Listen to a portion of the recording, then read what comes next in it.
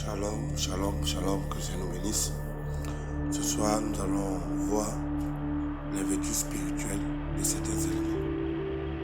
Il est important de savoir que chaque créature ou chaque créature de Dieu a un aspect physique et spirituel. Je suis Regil Kamael, rabbin d'Israël, prophète et visionnaire. Donc aujourd'hui, nous allons voir quelques vertus spirituelles de l'ail. D'abord, ce qu'il faut retenir, c'est que l'ail est une plante qui est beaucoup utilisée dans la cuisine, dans l'art culinaire. Mais ce qui n'est pas connu par le grand public ou par la majorité des personnes, c'est que l'ail peut être utilisé aussi à des fins spirituelles. Car sa force au niveau spirituel est extrêmement puissante.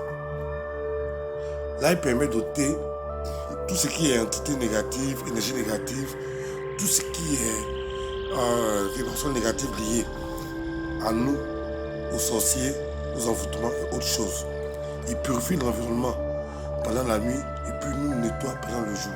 Donc c'est un élément qui est très bon en cuisine, mais il est encore mieux dans le domaine spirituel. L'ail sert aussi de protection et élimine tout ce qui est tâches mystiques sur le corps d'un individu.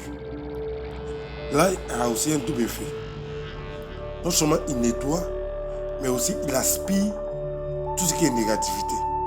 C'est-à-dire que si l'ail est utilisé correctement, soit il nettoie la négativité, soit il absorbe la négativité. Donc ces deux vertus spirituelles de l'ail font de l'ail un élément incontournable dans les invocations d'Israël. Le peuple juif utilise l'ail dans presque tout ce qu'il faut. Dans leur cuisine, dans leurs prières, des envoûtements, l'utilisation des psaumes et tout ça. L'ail rentre dans la composition de toutes ces choses. L'ail intervient dans la composition de toutes ces choses. Donc nous allons toucher quelques aspects assez rapidement pour savoir tout ce que l'ail peut faire pour un individu.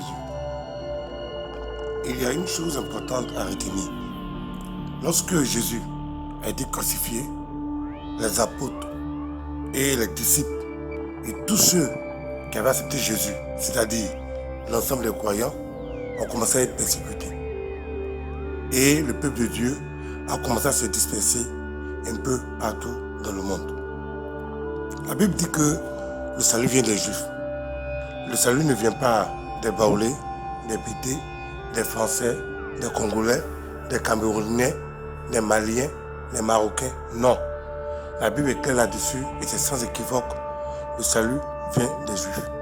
Et donc, les chrétiens qui se déplaçaient, à part leurs prières ordinaires qu'ils faisaient, ils faisaient aussi les invocations d'Israël. C'est-à-dire qu'ils appelaient la présence et la puissance de Dieu sur eux afin d'être protégés dans tout ce qu'ils faisaient.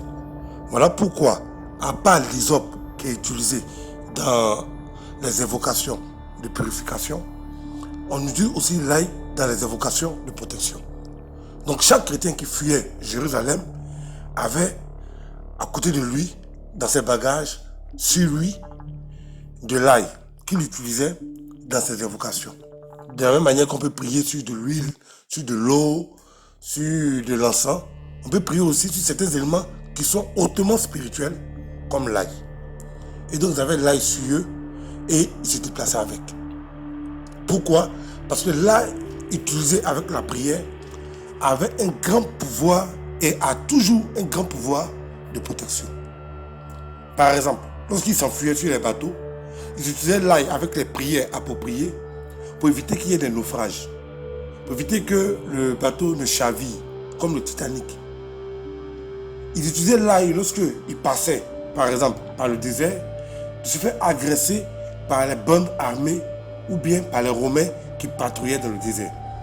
Donc l'ail est extrêmement puissant en termes de protection. Les anges des éléments se mettent en mouvement lorsque leur élément est touché ou on prie dessus. C'est-à-dire que si l'ail est seulement sur toi, ça sera de l'ail normal. Mais si tu prends l'ail dans une prière ou invocation d'Israël, au même moment, ça met en mouvement l'ange qui est rattaché à l'ail et il apporte la protection à celui qui a fait la prière. Donc en réalité, ce n'est pas l'ail qui protège, mais c'est l'ange qui est rattaché à l'ail qui protège. C'est très important de comprendre cela. Donc l'ail est très important dans le domaine de la protection. Ça, c'est pour le voyage. Aussi, on peut utiliser l'ail dans une maison. Quand tu utilises l'ail dans une maison, bien sûr, avec les prières appropriées, l'ail protège la maison contre les démons, contre les voleurs, les cambrioleurs et les malhonnêtes. Si tu veux, si quelqu'un est fréquemment victime d'agression, de cambriolage, de vol, tu sens la présence des démons dans ta maison, il est important d'utiliser l'ail dans ta maison avec, par exemple, le psaume 82 et ça va protéger ta maison de toutes ces choses-là. Maintenant, il y a des personnes aussi qui reçoivent des visiteurs indésirables. C'est-à-dire des personnes qui rentrent dans ta maison, tout se gagne dans ta maison. Quand ils rentrent dans ta maison, le malheur rentre dans ta maison. Quand ils rentrent dans ta maison, la malchance rentre dans ta maison. Dans ce cas-ci là, tu vas utiliser l'ail que tu vas mettre au-dessus de ta porte d'entrée. Et tous ceux qui vont entrer dans ta maison seront totalement neutralisés. Bon, s'ils ont des charges négatives, bien sûr, les charges négatives seront neutralisées. Peut-être même ils ne pourront même pas rentrer, même ils vont faire demi-tour, vont rentrer chez eux. Parce qu'il y aura une muraille de protection qui se passera au-devant, à l'entrée de ta maison. Alors, on peut utiliser encore une autre méthode en ce qui concerne l'ail. Vous cherchez simplement du savon noir. Bon, généralement, on en trouve en Afrique. En Europe, ça, je ne sais pas. Enfin, je ne sais pas. Mais je sais qu'en Côte d'Ivoire, on en trouve. Au Cameroun, on en trouve. Au Gabon, on en trouve. Au Mali aussi. Donc, tu cherches du savon noir.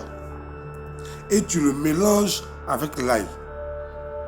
Et puis, ce que tu vas obtenir là, tu peux pour te laver tous les jours. Tous les jours. Et tu auras un résultat absolu. Les sorciers auront peur de toi. Les sorciers auront peur de celui qui prend de l'ail, qui le mélange avec un savon noir approprié, qui ajoute la prière qu'il faut là-dessus et tu te laves. Et le résultat, il est formel, il est absolu, il est sans équivoque.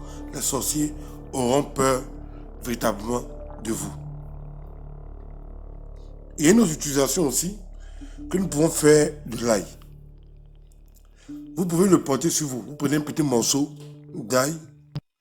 Vous faites votre prière appropriée. J'insiste là-dessus parce qu'il ne s'agit pas de prendre l'ail pour mettre sur soi bêtement. Ou de mettre l'ail dans ta maison bêtement. L'ail fonctionne lorsque il est activé spirituellement. Il est activé spirituellement par soit des prières, soit par des invocations d'Israël. Et puis par des psaumes. Donc si tu as utilisé l'ail simplement, le résultat n'est pas garanti. Mais si tu as utilisé l'ail, comme je t'explique, avec le psaume approprié, avec la prière appropriée, automatiquement, les forces divines se mettent en mouvement autour de toi et puis tu as des résultats. Donc c'est le côté protecteur de l'ail que je viens d'expliquer un peu brièvement. La prochaine vidéo, mais le prochain message, va porter sur d'autres aspects de l'utilisation de l'ail. Donc, en un mot, ce que vous devez retenir, l'ail est un puissant protecteur. J'ai parlé simplement des aspects de protection de l'ail. Que Dieu nous garde, que Dieu nous bénisse. Shalom.